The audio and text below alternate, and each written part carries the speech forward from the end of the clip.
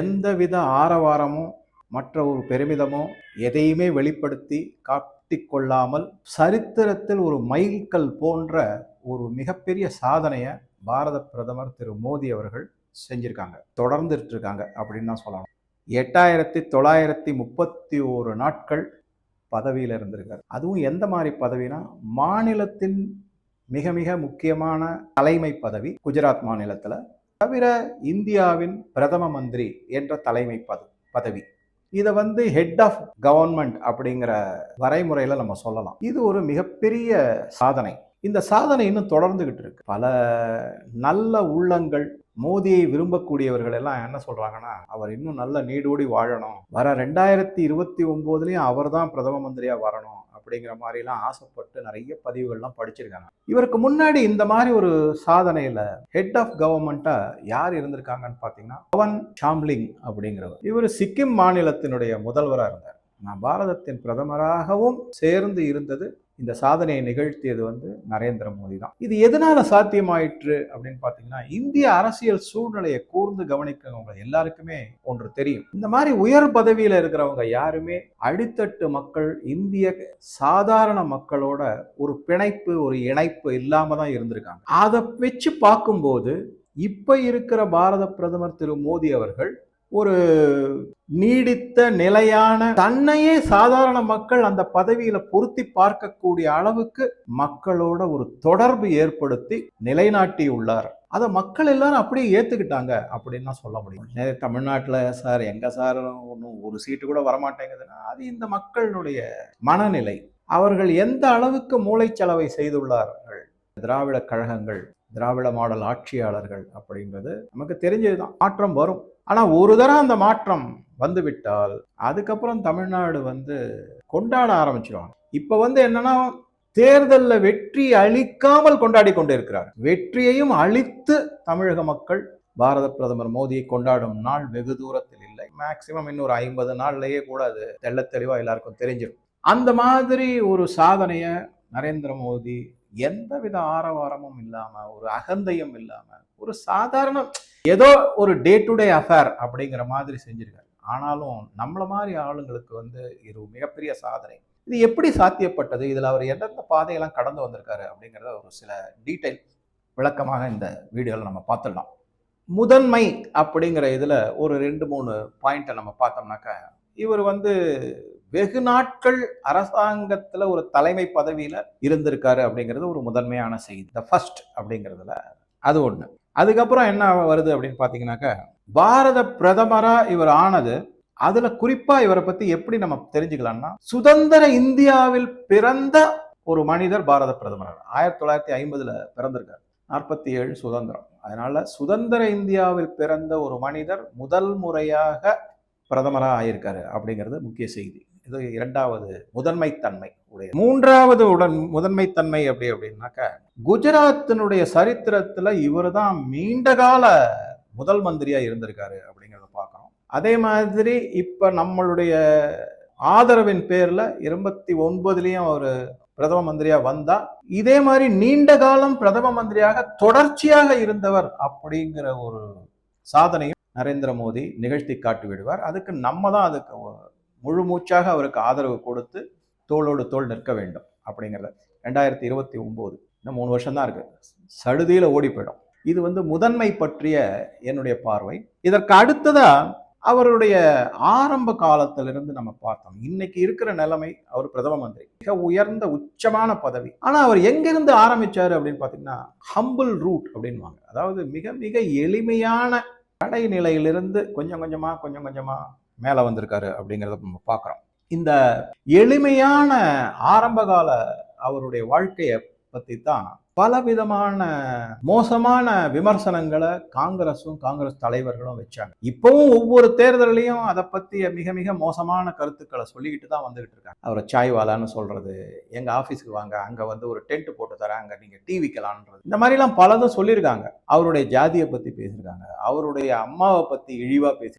இது எல்லாத்துக்கும் காரணம் அவருடைய எளிமையான, அவருக்கு எந்த அரசியல் பின்புலமும் கிடையாது. இப்போ ஒரு உதாரணத்துக்கு சொல்லணும்னா, ராகுல் காந்தி எடுத்தீங்கன்னா, அவர் பார்ன் வித் சில்வர் ஸ்பூன் அப்படின்னு. அதாவது என்னன்னா, ஒரு மிகப்பெரிய ஆளுமை பதவி, அதிகாரம், பணபலம் எல்லாம் இருக்கக்கூடிய ஒரு குடும்பத்திலிருந்து ராகுல் காந்தி எல்லாம் வந்திருக்காங்க. இவர் அப்படி இல்லை, சாதாரண தொண்டனா மிக மிக எளிமையான பின்னணியில இருக்கக்கூடியதுல இருந்து வந்திருக்காரு. பொலிட்டிக்கல் லீனியேஜ் அப்படின்னு பார்த்தா எதுவுமே கிடையாது. அரசியல் சார்பு ஒரு குடும்பத்துல யாருக்குமே கிடையாது. அவரே சொல்றாரு, நான் தான் எங்களுடைய குடும்பத்துல முதலும் கடைசியுமான அரசியல்வாதியா இருப்பேன். அந்த மாதிரி இவருடைய இந்த பின்புலம் அதிலிருந்து கொஞ்சம் கொஞ்சமா படிப்படியா முன்னேறி குஜராத் மாநிலத்தினுடைய முதல் மந்திரி, இப்பொழுது இந்த இந்திய திருநாட்டின் பாரத பிரதமர் அப்படிங்கிற நிலைமைக்கு வந்திருக்கிறத மக்கள் எல்லாரும் எப்படி பாக்குறாங்கன்னா, தங்களையே அவர் பிரதிபலிப்பதாகவும், தங்களையே அவர்களுடைய குரலை பாரத பிரதமர் மோடி அவர்கள் எதிரொலிப்பதாகவும் அந்த மாதிரி பாக்குறாங்க. அதனால அவங்க என்ன பண்றாங்கன்னா, ரொம்ப வெகு சுலபமாக மோடி அவர்களோடு பொருந்துகிறார்கள் அப்படிங்கிறதையும், இது எல்லாமே என்னுடைய அனுமானங்கள், ஸ்டடி அப்படின்னு சொல்லலாம். அந்த மாதிரி இது நான் 1-2 இல்லை, இந்த நாட்டில் பல கோடி மக்கள் தன்னை நரேந்திர மோடியா நினைச்சு பார்க்குறாங்க. நான் ஒரு சாதாரண மனிதன், அவர் ஒரு சாதாரண மனிதன், அவரால் வர முடியுதுன்னா அது நான் வந்ததாக நான் நினைக்கிறேன் அப்படின்னு பல கோடி மக்கள் அந்த மாதிரி நினைச்சு மகிழ்ச்சி படுறாங்க, அதே மாதிரி பெருமிதப்படுறாங்க. இது எல்லாமே ரொம்ப சாதாரணமாலாம் ஒன்றும் வந்துடுது. அவருடைய அயராத உழைப்பு, இதை பற்றி நம்ம சொல்லவே வேணாம், நம்ம எல்லாருக்குமே தெரியும். அவரை லண்டன் ஆல்பர்ட் ஹாலில் பேட்டி எடுத்தார் பிரசூன் ஜோஷி அப்படிங்கிறவர். அந்த பேட்டியை நான் முழுமையாக பார்த்தேன், அது இன்னும் யூடியூப்ல இருக்கு, நீங்க எல்லாருமே பாருங்க, ரொம்ப அருமையான பேட்டி. அதுல அவரை கேட்கும்போது சொல்றாரு, ஒரு நாளைக்கு 4 மணி நேரம் தூங்குறேன், அதுவே அதிகம், எப்படியாவது அதை குறைக்கிறதுக்கு வழி பார்க்கணும். நான் சில சாதனா அப்படின்னு, இது சாதனை வேற சாதனா வேற. நான் சில சாதனாக்கள் செய்கிறேன், யோகா, மெடிடேஷன், இதில் அதன்படி எனக்கு இன்னும் குறைவான தூக்கத்தை கொடுத்து இந்த மக்களுக்கும் இந்த நாட்டுக்கும் உழைப்பதற்கு அதிக நேரத்தை கொடுங்கள் அப்படின்னு நான் ஒரு வீடியோவில் சொல்லியிருந்தேன். எனக்கு நேரமே பத்த மாட்டேங்குது, ஒரு நாளைக்கு இந்த 24 மணி நேரங்கிறது 48 மணி நேரமா இருந்தா ரொம்ப சந்தோஷப்படுவேன்னு ஒரு வீடியோவில் சொல்லியிருந்தேன். அவர் என்ன சொல்றாருன்னா, 24 மணி நேரத்துல நான் 4 மணி நேரம் 5 மணி நேரம் தூங்குறத குறைச்சிட்டு எனக்கு நேரத்தை அதிகப்படுத்திக்கிறேங்கிறாரு. வித்தியாசம் பாருங்க. தான் சான்றோர் தான் என்னைக்குமே, அந்த மாதிரி தான். நம்மளாம் சாதாரண மனிதர்கள். அதை தவிர அவர் கடுமையான உழைப்பாளி, அதுக்கப்புறம் ரொம்ப ஒரு மாதிரி டிசிப்ளின், ஒழுக்கம்லாம் ஒரு மாதிரி கிளியரா இருக்கும். அவர் ஒரு மீட்டிங் நடத்துறாரு அப்படின்னாக்க அங்க வர்றவங்கெல்லாம், அந்த மீட்டிங்ல ஒரு ஐஏஎஸ் ஆஃபீஸர், எல்லா மந்திரிகளோ யார் வந்தாலும் சரி, எல்லாம் தரவா ப்ரிப்பேர் பண்ணிட்டு வரணும். அதே மாதிரி நேரம் காலம் தவறாம ஒரு டிசிப்ளின், அதெல்லாம் அவர்கிட்ட இருக்கு. இதை பத்தி மருத்துவர் ஒரு ஹெக்டேன்னு ஒருத்தர் இருக்கார், அவர் ரொம்ப புகழ்ந்து பேசியிருக்காரு. அவருடைய வீடியோ முடிஞ்ச பாருங்க. நரேந்திர மோடி குஜராத் மாநிலத்துல முதலமைச்சராக இருந்த போது நடந்த ஒரு நிகழ்வுல அந்த ஹெக்டே சொல்றாரு, நான் அசந்து போயிட்டேன் அப்படிங்கிறாரு. இந்த மாதிரிலாம் கூட ஒரு முதலமைச்சர்லாம் இருப்பாங்களா? ஏன்னா அரசியல்வாதி அப்படின்னாலே கண்ணோட்டமே வேற மாதிரி இருக்கும், அகந்தையும் அகங்காரமும் பிடிச்சவங்களா இருப்பாங்கன்னா. என்னன்னா, இவர் போகிறதுக்கு முன்னாடி அவங்க ரெடியா இருக்காங்க அங்க. அந்த மாதிரி பங்க்சுவாலிட்டி எல்லாம் நான் பார்த்ததில்லை. இது ஒரு மிகப்பெரிய டிசிப்ளின், ஒழுக்கம் அப்படின்னு சொன்னாரு. அதை தவிர என்ன அப்படின்னாக்க, டிசிப்ளின் அப்படிங்கிறத தவிர அவருக்கு தலையாய கொள்கை இந்திய நாடு முதன்மை, நேஷன் ஃபர்ஸ்ட் அப்படிங்கிற கொள்கை. அதுக்கான பல முன்னெடுப்புகளை அவர் செஞ்சிருக்காரு. இந்த மாதிரி hard work, discipline, nation first, அயராத உழைப்பு, இதெல்லாம் பார்க்கும்போது ஒரு சிறந்த தலைவராக அவர் விளங்கி, அதுல எந்த மாற்று கருத்துமே கிடையாது. அதனாலதான் அவர் ஒரு சிறந்த தலைவராக இருக்கிறார் அப்படிங்கிறத நம்ம பார்க்கிறோம். இதை தவிர இவர் என்ன பண்ணியிருக்காருன்னா, அவர் குஜராத் முதலமைச்சராக இருந்த போதும் சரி, மத்தியில பிரதமராக இருந்த போதும் சரி, எல்லாமே லாங் டேர்ம் கோல் வச்சுப்பார், அதற்கான முன்னெடுப்புகள் செய்வார். எல்லாமே ஏதோ எடுத்தேன் கவிழ்த்தேன். இப்போ ஒரு உதாரணத்துக்கு எலெக்ஷன்ல வெற்றி பெறணும் அப்படின்னா ஷார்ட் டேர்ம் கோல் என்ன, ஏதாவது பரிசு பொருளை கூட வாங்கிட்டு, பணத்தை கூட வாங்கிட்டு அதுக்கப்புறம் பார்த்துக்கலாம், இது ஷார்ட் டேர்ம் கோல். அவர் அப்படி இல்லை, எல்லாமே லாங் டேர்ம் கோல்ல இந்த நாட்டினுடைய முன்னேற்றத்திற்காக எடுக்கப்பட்டது. அதன்படி பார்த்தீங்கன்னாக்க அதுல ஒரு தொடர்ச்சியான நாட்டு நலன் சார்ந்த பல நடவடிக்கைகளை எடுத்திருக்காரு அப்படின்னு. அதனுடைய நாட்டு நலன் மட்டும் இல்லாம நாட்டினுடைய முன்னேற்றம் அப்படின்னு இதை நம்ம இன்ஃப்ராஸ்ட்ரக்சர்ல பார்க்குறோம். டிஃபென்ஸ் செக்டார்ல எந்தெந்த மாதிரி முன்னெடுப்புகள், அதுக்கப்புறம் சயின்ஸ் அண்ட் டெக்னாலஜியில் என்னென்ன மாதிரி, இஸ்ரோவெல்லாம் அப்படியே போற்றி புகழணும் நம்ம, அந்த அளவுக்கு முன்னெடுப்புகள்லாம் செய்யப்பட்டுள்ளது அப்படிங்கிறத பார்க்குறோம். ஸோ இது மாதிரி ஒரு எல்லாமே ஒரு நல்ல, அதோட இல்லாம ஒரு டெசிசிவ் கவர்னன்ஸ் அப்படின்னாங்க, அதாவது ஒரு முடிவான உறுதியான ஆட்சி நடத்துவது அப்படிங்கிறாங்க. ஆட்சி நிர்வாகத்தை முன்னெடுத்து செய்வது, அதுல உறுதியும் இருக்கணும், அதே சமயத்துல ஒரு நீண்ட கால அடிப்படையிலான திறமையும் இருக்கணும். அந்த மாதிரி ஒரு நிர்வாக திறமையோட கவர்னன்ஸ். அதுதான் அவர் அடிக்கடி என்ன சொல்லுவாருன்னா, மேக்சிமம் கவர்னன்ஸ் மினிமம் கவர்மெண்ட் அப்படின்னு சொல்லுவார். கவர்மெண்ட்ங்கிறது வந்து அரசியல் தலைவர்கள், மந்திரிகள், அதுக்கப்புறம் துணை அமைச்சர்கள், அதுக்கப்புறம் இந்த பியூரோக்ராட்ஸ்னு சொல்லக்கூடியவங்க, அதெல்லாம் கவர்மெண்ட். ஆனா கவர்னன்ஸ் அப்படிங்கிறது வந்து நிர்வாகம். அதை வந்து அதிகமான எடுக்கணும். இந்த மாதிரி அதிகாரிகள், அமைச்சர்கள்லாம் குறைவா இருக்கணும் அப்படிங்கறத அடிக்கடி அவர் சொல்லிக்கிட்டே இருப்பார். இது எல்லாமே எங்க இருந்து போகுதுனாக்க, பல விதமான வளர்ச்சிகளை நோக்கி இந்தியாவை நகர்த்தி வச்சிருக்காரு அப்படிங்கிறது தெள்ள தெளிவா நமக்கு தெரிய வருது. இதை தவிர வளர்ச்சிகள் ஒரு பக்கம் இருந்தாலும் புதிய சிந்தனைகள், புதிய சீர்திருத்தங்கள் அதையெல்லாம் கொண்டு வந்திருக்காரு.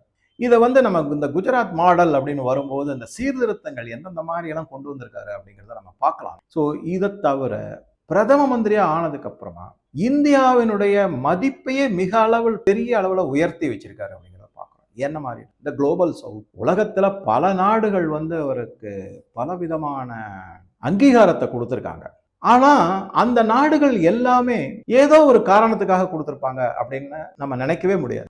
அவருடைய பண்பாடு, அவருடைய நற்குணங்கள், இதையெல்லாம் கையில எடுத்துத்தான் அவருடைய இந்த ஸ்டேட்ஸ்மேன்ஷிப் அப்படின்னு சொல்லுவாங்க, அதையெல்லாம் உத்தேசித்துத்தான் இந்த மாதிரி அங்கீகாரமும் பரிசுகளும் பதவிகள், அதாவது அத அவார்டு அப்படின்னு சொல்லக்கூடிய கொடுத்துருக்காங்க. இதுல குறிப்பா எதை பத்தி நம்ம பேச முடியும் அப்படின்னா, குளோபல் சவுத் அப்படிங்கிற ஒரு அமைப்புல பாரத பிரதமர் மோடியைத்தான் பல நாடுகள் நம்பி, அது சவுத் அமெரிக்கன் கண்ட்ரிஸா இருக்கட்டும், இல்ல சவுத் ஆப்பிரிக்கன் கண்ட்ரிஸா இருக்கட்டும், சவுத் ஆப்பிரிக்கான்னு இல்ல ஆப்பிரிக்கன் கண்ட்ரிஸ் மொத்தமுமே பாரத பிரதமரை தான், நீங்க தான் குளோபல் சவுத்துக்கு தலைமை ஏற்று பலவிதமான சிக்கல்களை தீர்த்து வைத்து ஒரு நல்ல முன்னெடுப்பை கொண்டு வரணும் அப்படின்னு பாக்குறாங்க. இதெல்லாம் மிகப்பெரிய சாதனைகள். சர்வசாதாரணமா இதெல்லாம் கிடைச்சிடாது. நான் 2-3 வீடியோல சொல்லியிருக்கேன். நேரு காலத்துல ஆரம்பிக்கப்பட்டதுதான் அணி சேரா நாடுகளுடைய குழு, நான் அலைன் மூமெண்ட், நாம் NAM.